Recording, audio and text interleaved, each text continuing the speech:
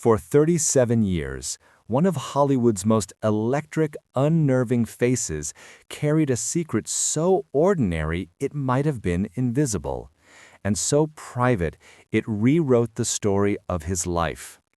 Jack Nicholson, icon of rebellion and charismatic menace, grew up in a small Jersey town, believing the woman who tucked him in at night was his sister.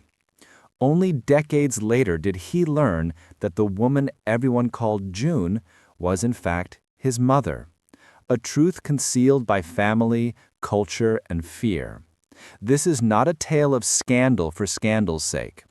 It is a portrait of how a family, caught between shame and survival in mid-century America, invented a reality that protected a young life and buried a name.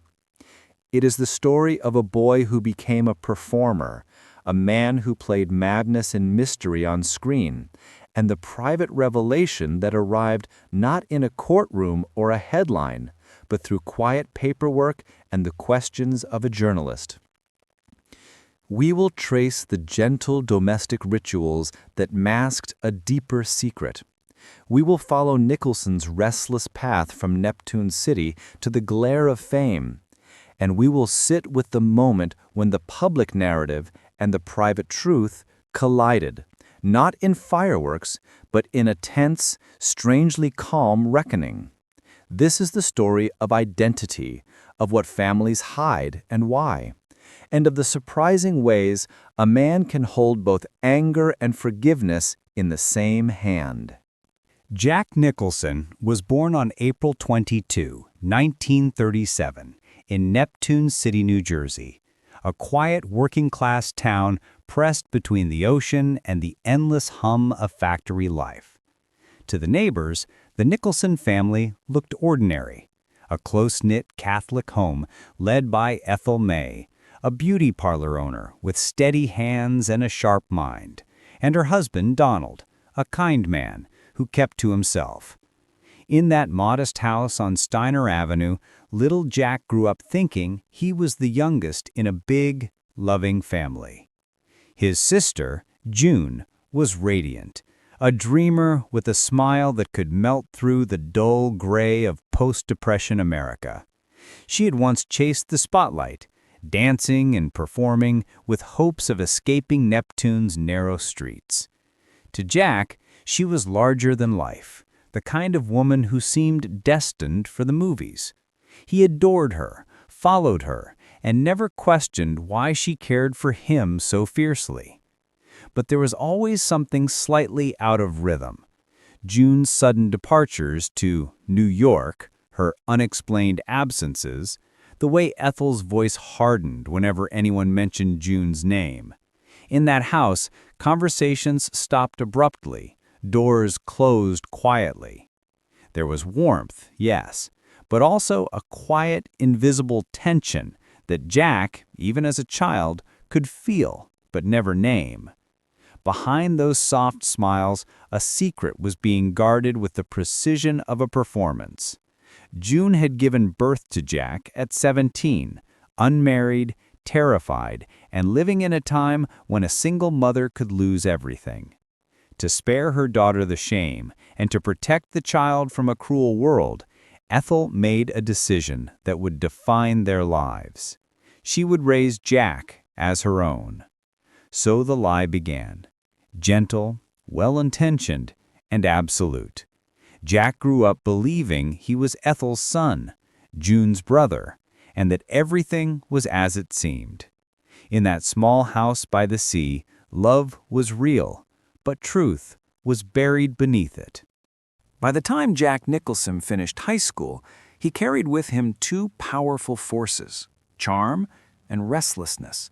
The people of Neptune City remembered him as quick-witted, full of energy, and maybe a little dangerous. He didn't have money or connections, but he had a hunger that seemed to burn under his skin. After moving to California, Jack worked odd jobs, office boy, runner, gopher, anything that kept him near the dream. He was drawn to the world of performance the way some people are drawn to fire. He studied acting under Jeff Corey and began learning how to turn pain into expression, silence into tension. His first roles were small, uncredited appearances, bit parts, and low-budget productions. But even then, something about his face caught the camera's attention, the grin that wasn't quite friendly, the eyes that could turn from playful to menacing in a heartbeat. In 1958, he landed his first major role in The Crybaby Killer. It was cheap, rushed, and forgettable, except for him. It taught him how to hold a scene with sheer intensity. He worked relentlessly, writing scripts for Roger Corman's B-movies, learning every angle of filmmaking. Years of obscurity built discipline, and discipline slowly turned to recognition. Then came Easy Rider, 1969. Jack's performance as George Hanson, the boozy lawyer with a tragic streak, made him a star overnight. Audiences saw something raw, not the clean perfection of Hollywood heroes, but the vulnerability of someone who had seen too much. With 5 easy pieces and One Flew Over the Cuckoo's Nest, Nicholson became the face of rebellion, the man who could embody chaos with a wink. Critics called him the actor of a generation. He became both legend and mystery, the embodiment of the American anti-hero. Yet behind the accolades, the charm and the wild laughter, something about Jack always seemed detached. He was magnetic but unknowable, as though some part of him remained sealed away. He once said in an interview, "There's a lot about me that even I don't understand." He had no idea how true that was. In 1974, Jack Nicholson was at the height of his power. Chinatown had just been released, earning him critical acclaim and cementing his status as one of Hollywood's finest. The world saw him as invincible, a man who could play insanity, rage, and genius with effortless precision. But that same year, a phone call from a journalist at Time magazine would quietly rearrange the truth of his entire existence. The reporter was fact-checking a routine biography for a profile piece. They called Nicholson's office with what seemed like a simple question. "Can you confirm your mother's name?" Jack paused. It was obvious, he thought. "Ethel," he replied. But when the reporter explained that, according to birth records, his mother was actually someone named June Nicholson, the room fell silent. At first, Jack thought it was a mistake, some bureaucratic error, a line on a document misfiled. But the reporter was certain. The birth certificate listed June Nicholson as the mother and Ethel May as the grandmother. And then came the truth no one had ever spoken aloud. The woman Jack had loved as his sister was in fact his mother. The woman he had called his mother was really his grandmother. Jack sat in disbelief.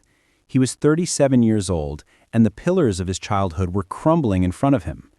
Everyone who could have explained it, June, Ethel, even June's rumored boyfriend, was gone. They had all died years earlier, taking their secret with them. He could never ask why. The discovery felt less like an explosion and more like a quiet implosion, a slow realization that the truth had been living beside him all along. He remembered moments that now seemed strange, the overprotective affection, the guarded conversations, the hush whenever his birth was mentioned. They were signs, but he'd never seen them.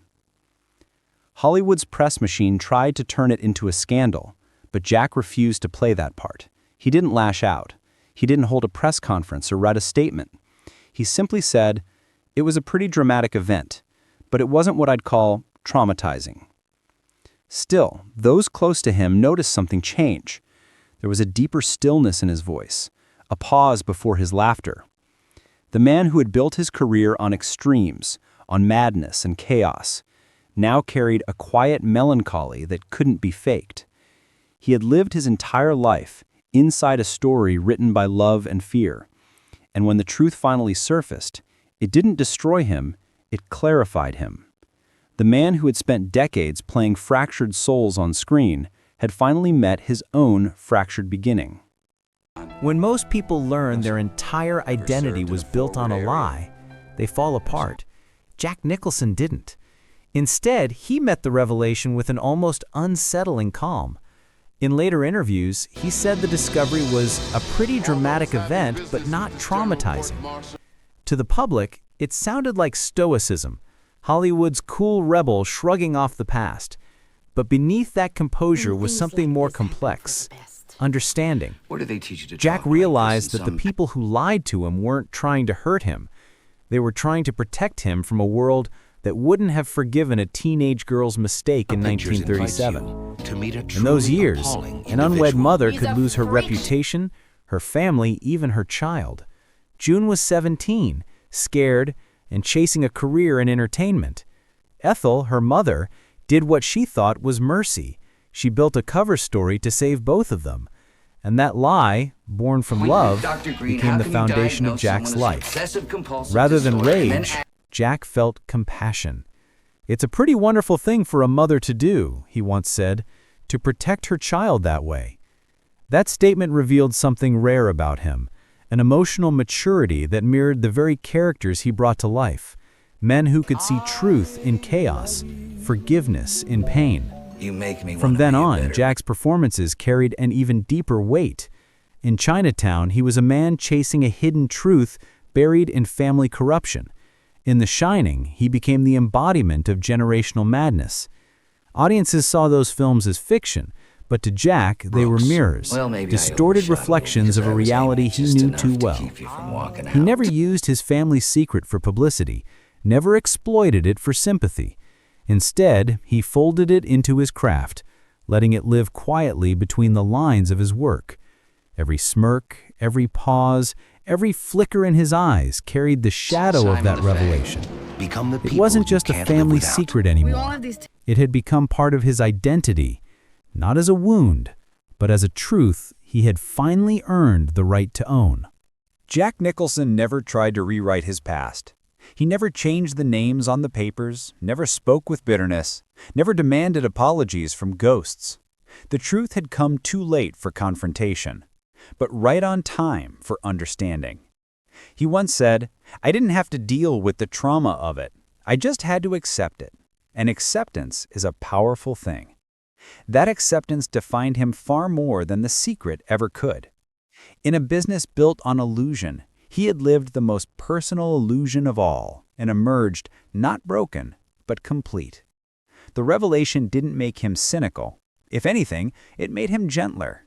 He seemed to recognize that life itself is full of hidden scripts, stories people invent just to survive. He had spent a lifetime playing men who faced impossible truths, but when his own arrived, he met it with grace. Jack Nicholson's story isn't just about deception.